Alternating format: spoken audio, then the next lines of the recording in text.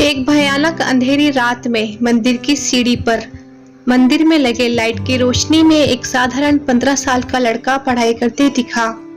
ठंडी के दिन थे। वो ठंड से कांप रहा था, लेकिन पढ़ाई में खोया हुआ था।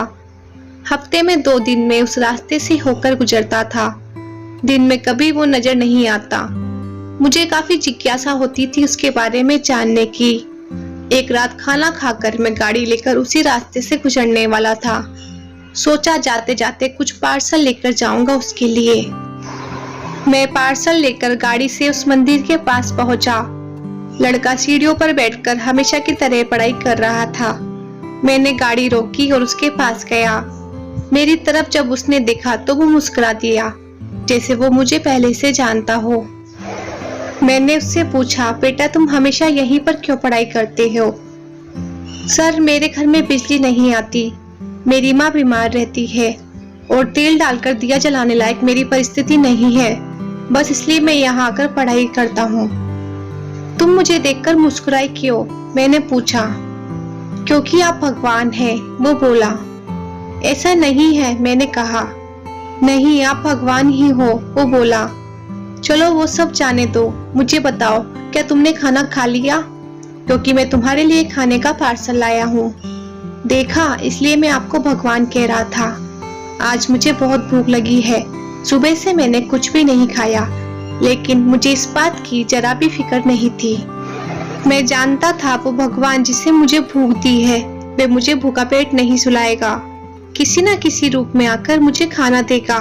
और आप खाना लेकर आ गए, तो आप भगवान ही हो ना? मेरे पास कोई शब्द नहीं थे। अनजाने में ही मेरे हाथों पुण्य का काम हो रहा था। हर दिन कर्जे में डूबे होने के कारण ऊपर वाले को, उस भगवान को कोसता था। आज उसने मुझे ही भगवान की उपाधि देकर शर्मसार कर दिया था। आधा खाना खाकर उसने आधा बचा लिया और मुझसे बोला कि सर आप 5 मिनट यहीं ठहरिए, मैं ये खाना मेरी माँ को देकर आता हूँ। मंदिर से कुछ दूर एक पुराने घर की तरफ जाते हुए मैं उसे देखता रहा। कुछ मिनटों बाद वह वापस लौटा। उसके हाथों में मुट्ठी भर फूल थे। उसने वो मेरे पैरों में रख दिए और बोला, माँ ने कहा है जिस भगवान ने हमारा पेट भरा है उसके चरणों में थोड़े फूल तो चढ़ाने ही चाहिए। मेरी आंखें बंद हो गई और उसमें अपने आप आंसू निकल आए। आंखें खोल के मैंने उसके पुराने घर के तरफ देखा।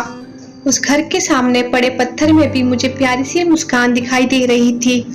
उस लड़के की आंखों में मुझे साक्षात भगवान दिखाई दे रहा था। दोस्तों कहते हैं कि भगवान सबकी मदद करते हैं, बस वे खुद सामने नहीं आते। किसी ना किसी के जरिए हम तक वे मदद पहुंचा देते हैं, बस जरूरत है तो उन पर विश्वास करने की। तो दोस्तों ये थी हमारी आज की कहानी। अगर आप लोगों को ये वीडियो पसंद आई है तो आप इसे लाइक कर सकते हैं, शेयर कर सकते हैं और ऐसी वीडियोस रोज देखने के लिए आप हमारे चैनल लाइफ लेसन स्टोरीज को सब्सक्राइब कर सकते हैं। Thanks for watching.